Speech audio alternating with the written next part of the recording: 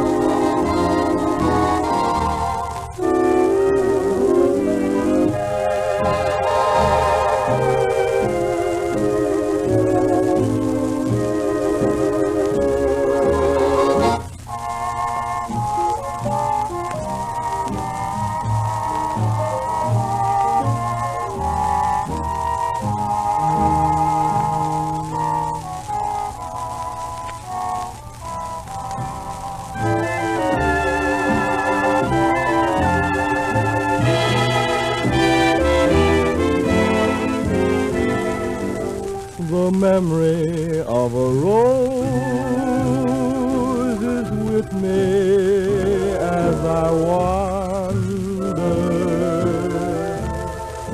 The memory of a rose she gave me long ago. As evening comes and goes, I dream she waits out yonder, and so I take my way day by day with the memory of a rose. One stolen hour, a promise broken carelessly, a lovely bride once said I will, but not to me. The south wind, when it blows, brings only recollection. There's nothing else to bring, so I cling to the memory of a rose.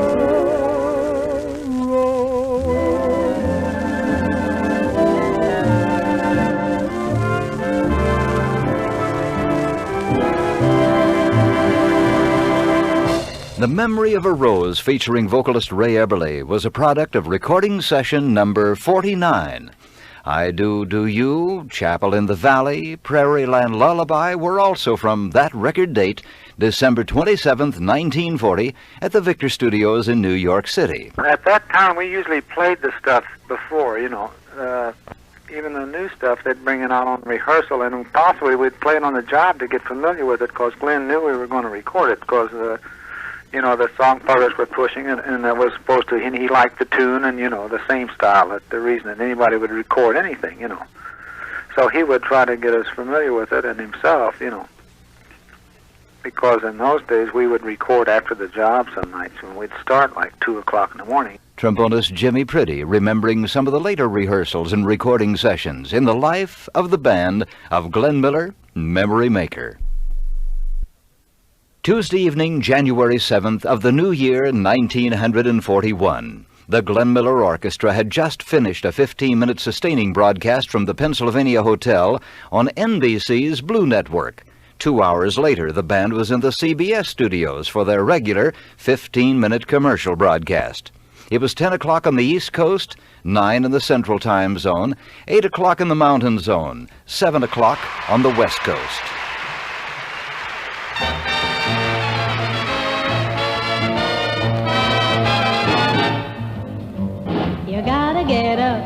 You gotta get up, get on your feet, right to the beat. You gotta get up, the bugle woogie, the bugle woogie's calling you. Come on out of bed, you'd have to be dead if rhythm jumping at you didn't go to your head. The bugle woogie's calling you. If you dig this kind of jiving, that's the mood you should arrive in. The milkman's matinee was never quite like this. We get a train that Harlem would miss. So get in the groove and starving to move. Just take it slow and make me know how much you approve. The bugle woogie's calling you.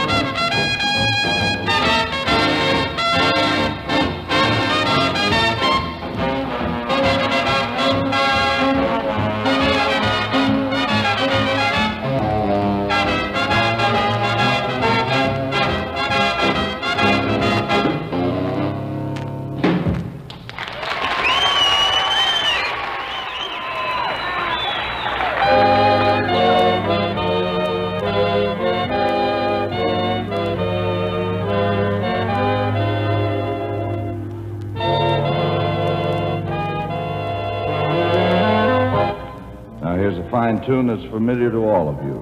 And of course, Ray sings. High on the windy hill, I feel my heart stand still. Oh, I can hear you calling my name.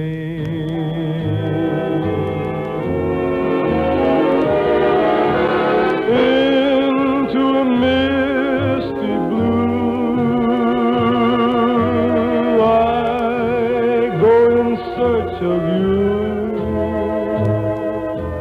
there in the shadows, calling your name.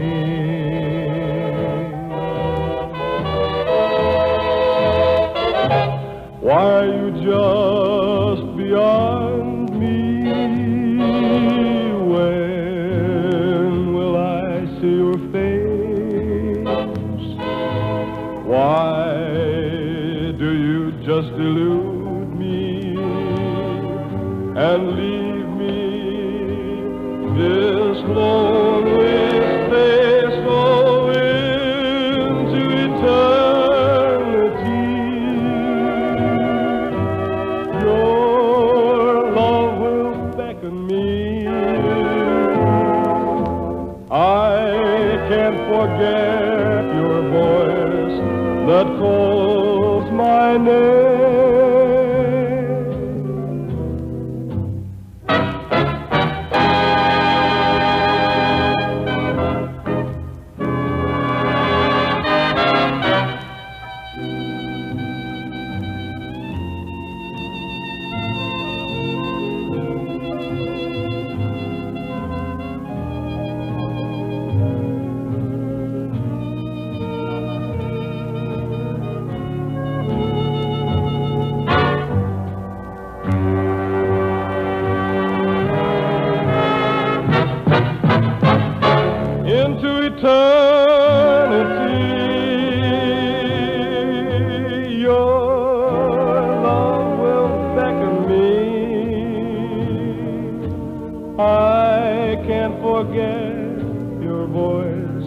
That calls my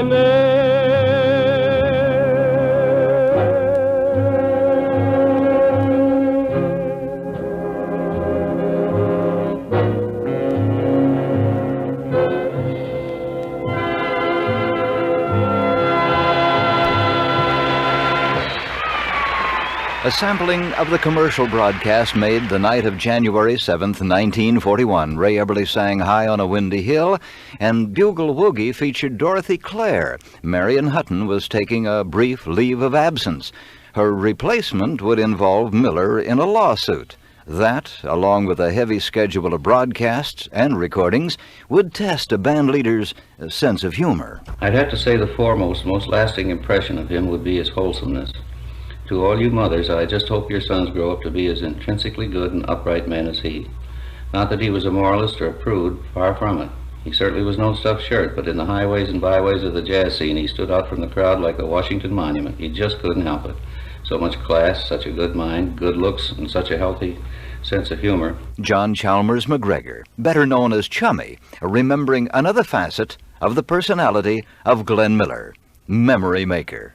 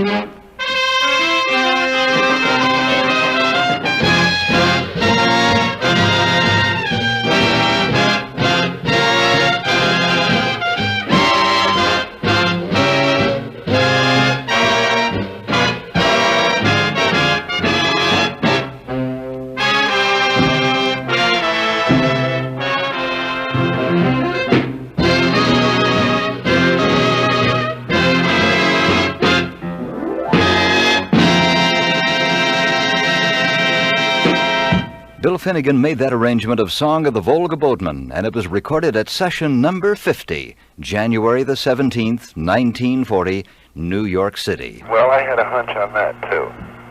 A strong hunch on that. That it, that it would be pretty successful. It's very hard to guess on those things, but sometimes you can. And it was at this recording session that Hal Dickinson and the rest of the modern airs became steady features of Miller Records. Christmas of 1940, we went into the Pennsylvania hotel and sat down there in our raggedy clothes looking at the band, and of course awe-stricken because of the magnificent vocals of Tex and Ray Everly. And no, we were very taken with the band. It was just fantastic because it was filled and the sound was there, and of course they were the #1 band in the world. They just won the Billboard poll, and the fact that we were going to go with the band was almost breathtaking. But he bought us dinner, and if we'd have known that, I'd have had something else. But a peanut butter sandwich was pretty good.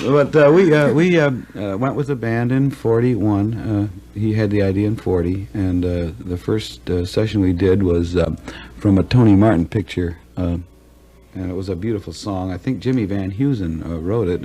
He's still writing very well. It's called "You Stepped Out of a Dream." Could there be eyes like yours? Could there be lips like yours? Could there be smiles like yours? Honest and true.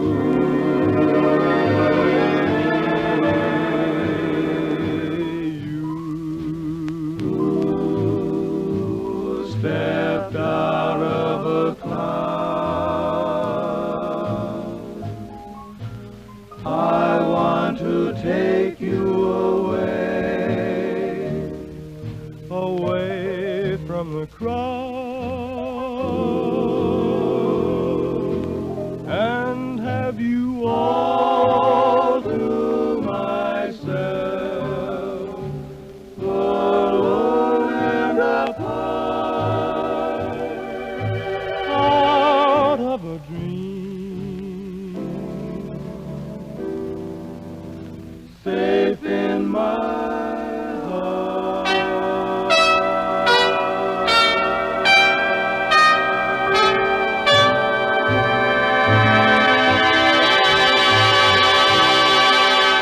In addition to You Stepped Out of a Dream and Song of the Volga Boatman, session number 50 produced Ida, The One I Love, a Sun Valley Jump, and another Jerry Gray original. That was a tune that was submitted to Glenn at the time when he was getting popular, and so they all, a lot of people brought tunes to him hoping that he would record it because he was a good record seller then, and he was completely satisfied with the whole thing, so he turned the composition over to me, and I wrote a new middle and fixed a few other little things, you know, and the end result was, with the help of the other 3 writers, out came my director, Tilden Howell.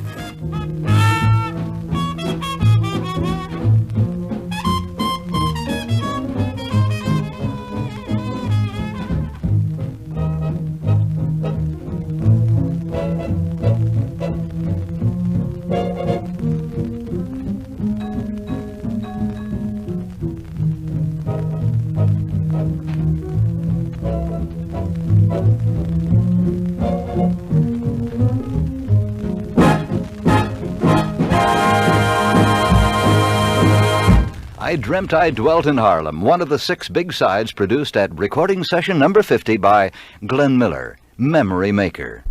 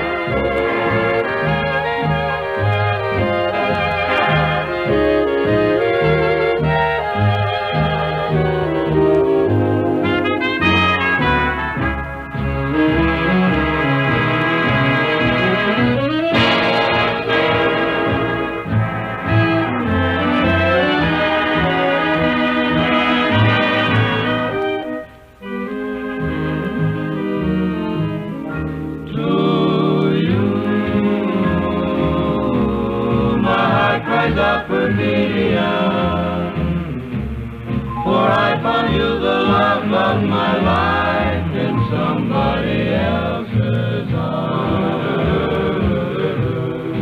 Your eyes are echoing perfidion, forgetful of a promise of love. You're sharing another's charm. With a sad lament, my dreams have faded like a broken melody. While the gods of love look down and laugh at what romantic fools we mortals be. And now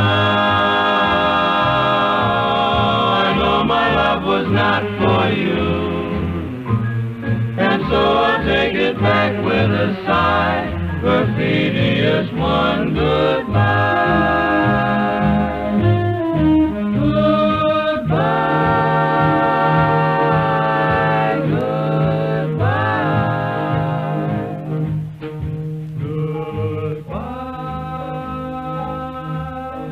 goodbye, goodbye.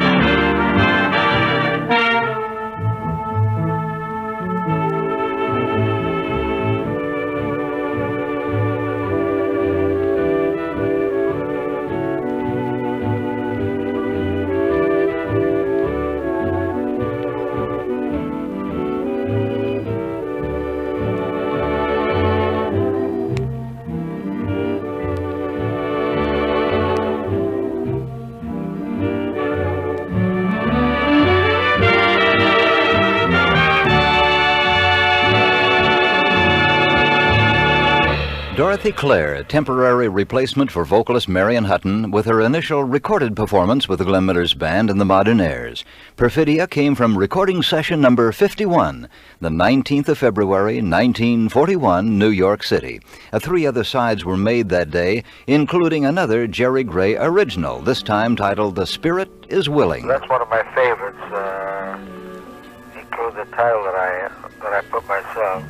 And I'm sorry it never made the mark of the others. But you know, I guess you can't expect to have them all reach the peak. But that's one of my favorite compositions I wrote. The Spirit is Willing, and spirits were high on the Glenn Miller Band. A new recording contract called for $750 for each Bluebird side plus percentages.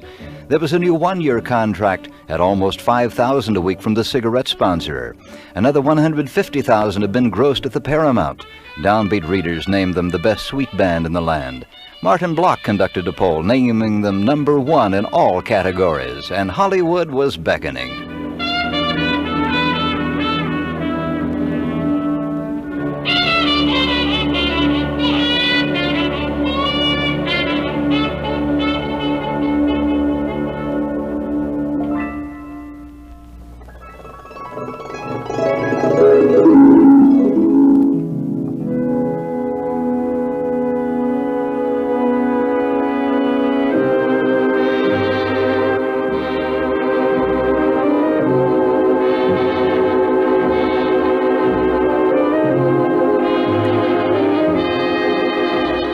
This is Chuck Cecil with a chronological array of Glenn Miller music and memories. Of his 71 recording sessions as band leader, we have now heard from 51 during this 8th hour of our 12-hour program. The records of the original performances, the observations and memories are by the arrangers, singers, and sidemen who worked directly with Glenn Miller, Memory Maker.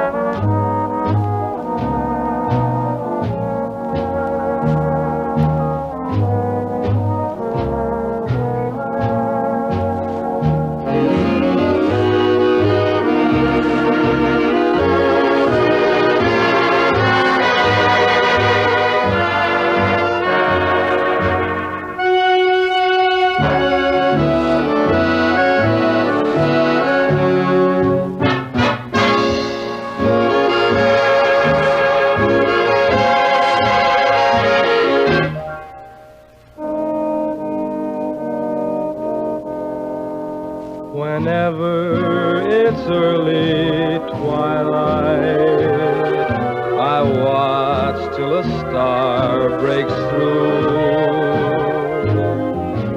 Funny, it's not a star I see, it's always you. Whenever I roam through roses, and lately I often do. Funny, it's not a rose I touch, it's always you. If a breeze caresses me, it's really you strolling by. If I hear a melody, it's merely the way you sigh. Wherever you are, you're near me. You dare me to be untrue. Funny, each time I fall in love, it's always you.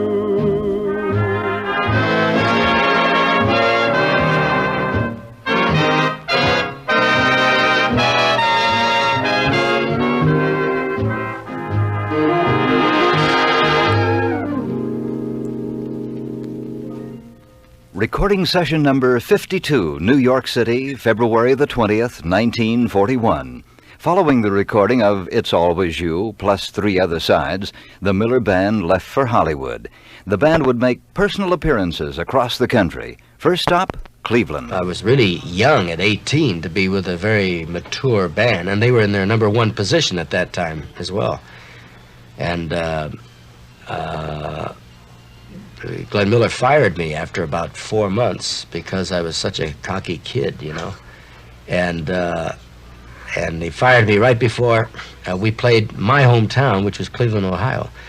So I went home, you know, since I didn't have a job, and they felt the loss of my enthusiasm and youthfulness in the trumpet section. So I guess they had to swallow a bitter pie and ask me to rejoin. And the reason I did, I had a little pride myself, was because they were going out to Hollywood to make a picture. It's on Valley Serenade. So I rejoined the band there in Cleveland and went on for another year or so, and got fired again, finally, for the same reason. But trumpet-playing Ray Anthony would be with the band when they arrived in Hollywood 1 month later to begin work on the film Sun Valley Serenade, a big step in the career of Glenn Miller, Memory Maker.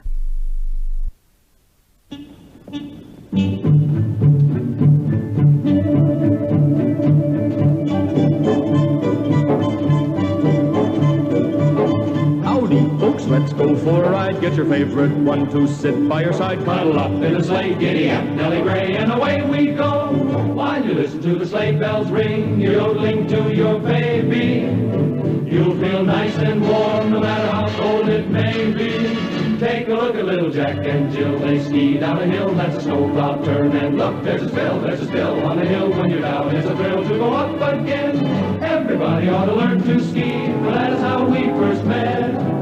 We were that Jack and Jill that came down a hill. When I looked at you, my heart took a spill on a hill. It's a thrill that I can't forget. It happened in Sun Valley, not so very long ago. There were sunbeams in the snow, and the twinkle in your eye. I remember, oh so clearly, that you nearly passed me by. Then it happened in Sun Valley, when you slipped and fell, and so did I.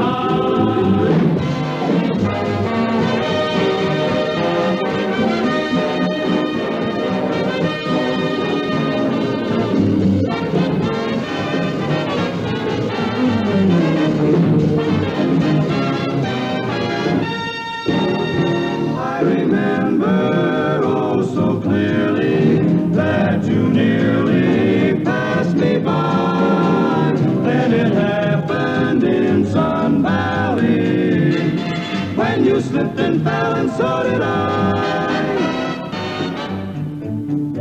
Now every year we go back and then we recall that fall and that moment when we were there on a hill. So we both take a spill and we're Jack and Jill again, again. From the soundtrack of Sun Valley Serenade, the Glenn Miller Orchestra backing the group Six Hits and a Miss singing It Happened in Sun Valley. The full Miller Band was there, along with all of the vocalists and arrangers. We made an awful lot of records with them when I was with them. I was with the band just about 2 years, and I made all the stuff from the two pictures. We recorded. We recorded all the pre-scoring and the underscoring and the post-scoring out of 20th Century Fox. And then we went down there in Sycamore and recorded all that Chattanooga Choo Choo and everything. Of course, Chattanooga Choo Choo and Kalamazoo were both big, long production numbers. If you remember seeing the pictures, they involved the Nicholas Brothers or somebody dancing, and we played all that in the picture. You know, the Miller Band actually did it, and the various arrangers. I worked on some of those things. Jerry and Bill Finnegan and myself, they were so long that we all took a hunk and orchestrated it, you know. And it was, you know, the choreographer laid it out, and then we went to work.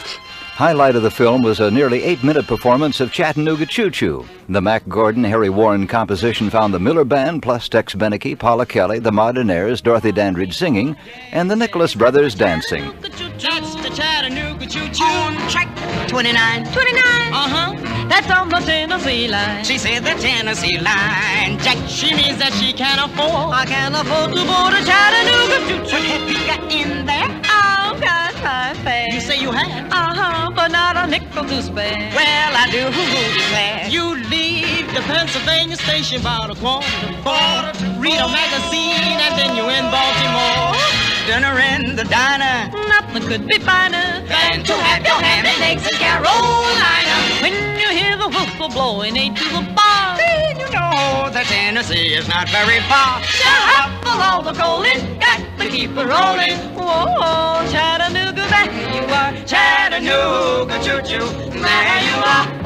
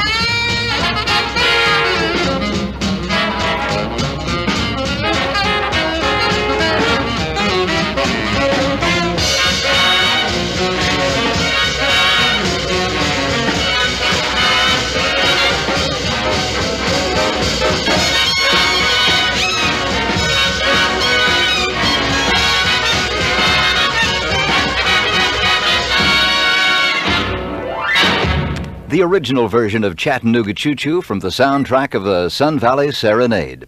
Music for the film took over a month to make. Then the band would linger in Hollywood to make personal appearances and make records of the music featured in the film.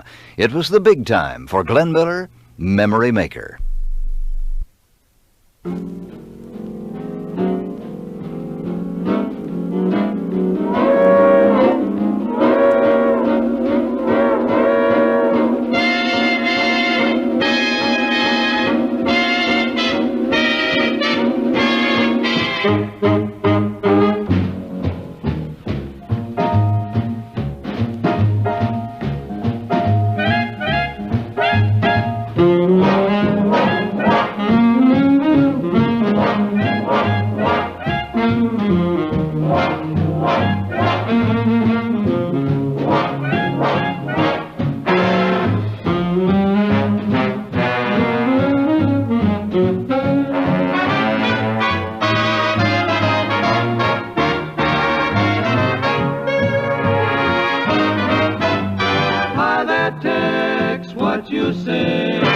aside, partner, it's my day. Bend an ear and listen to my version of a really solid Tennessee excursion.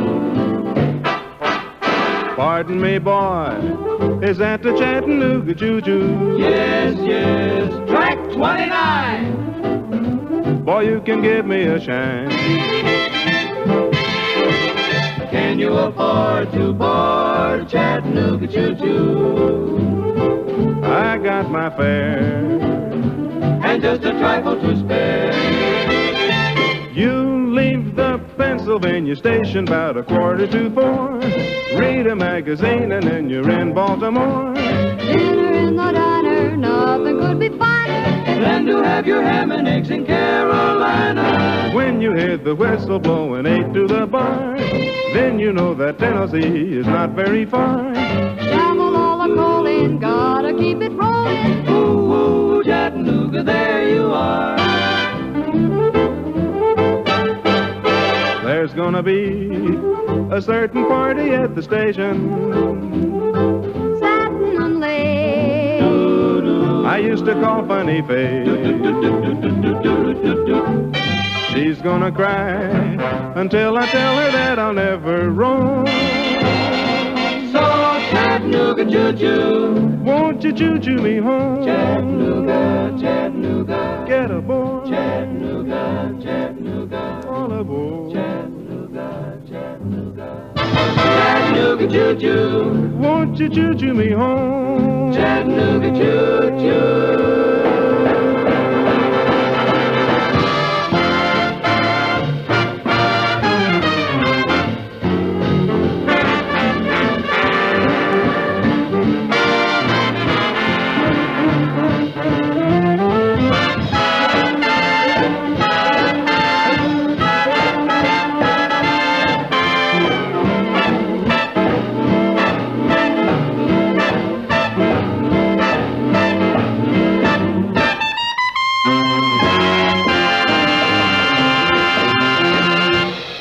Recording session number 53, May the 7th, 1941, RCA Victor Recording Studios in Hollywood, California. Arranger Billy May remembered that all of the arrangers worked on various tunes in Sun Valley Serenade before they were remade in the recording studios. But then Glenn cut them down to make them commercial record lengths, and he picked out the best part, of course, and it was usually the front part and the ending. And so we made all those, and I remember making those very well, and then Paula Kelly was in the band as a modern air then, and Marion Hutton was a featured vocalist, but I think Marion dropped out to have a baby or something. Paula sang some of the vocals there, and she's a wonderful singer. In those days, boy, she was really as good a singer as anybody was around, and I remember she did a couple of the solos, and I was happy that she was getting a chance to do some solo work with the Miller Band. We had come out to California. I had joined the band en route, as a matter of fact, in St. Louis. And the band was coming west to make the first movie they ever made, Sun Valley Serenade. And of course it was very exciting and very thrilling for me. And I was really pleased that Glenn had enough confidence in me to let me sing I Know Why. It was a beautiful song, and I was very flattered at the whole thing.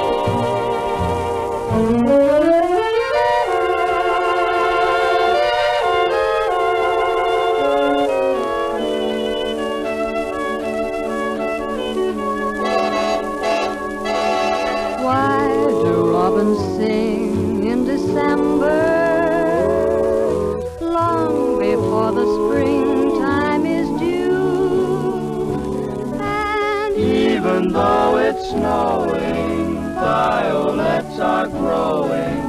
I know why, and so do you.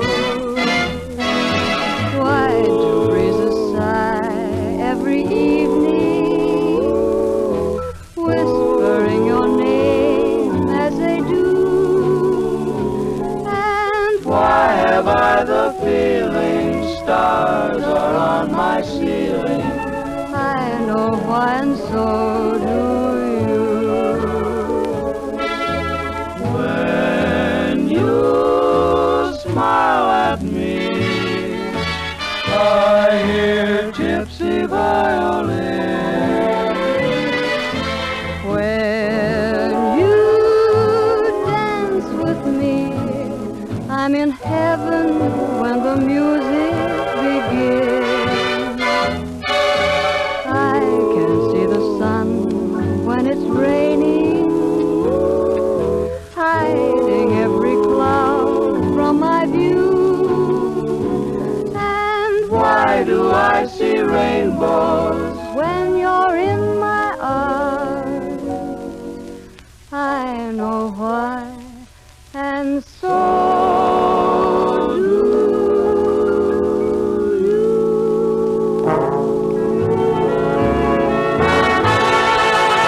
I Know Why and Chattanooga Choo Choo, two of the four sides from record session number 53. By this time, Paula Kelly had momentarily replaced Dorothy Clare, who was a temporary replacement for Marion Hutton as girl vocalist in the band of Glenn Miller, Memory Maker. Glenn Miller recording session number 54, May 20th, 1941, Hollywood.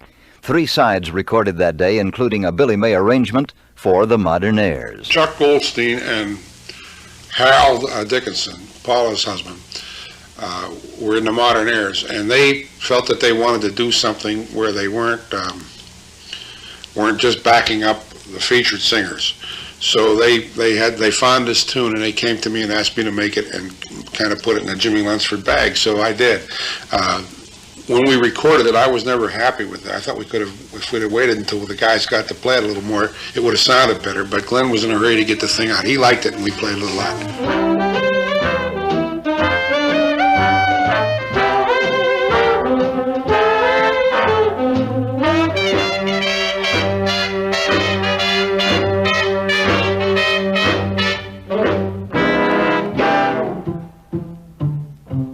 Sweeter than the sweetest dew. Sugar came to me.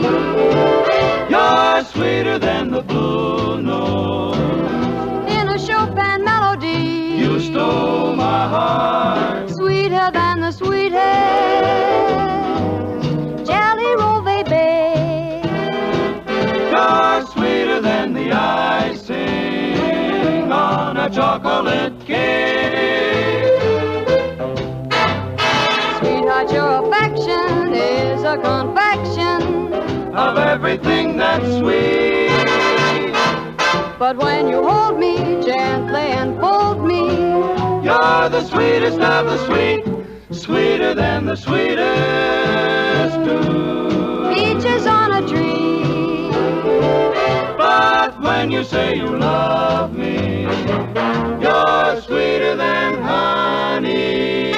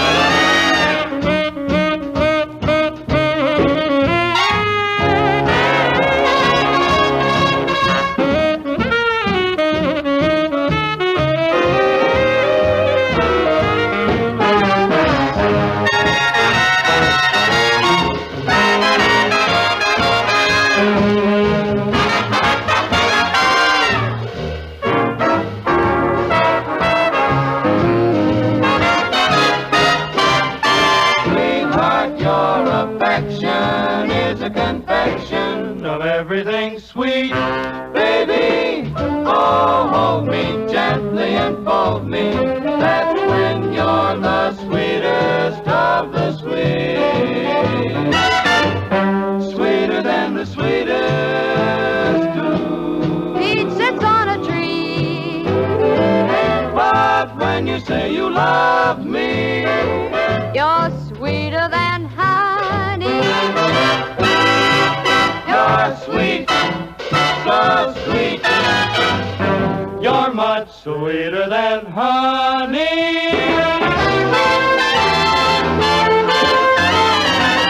You're just the sweetest of the sweet.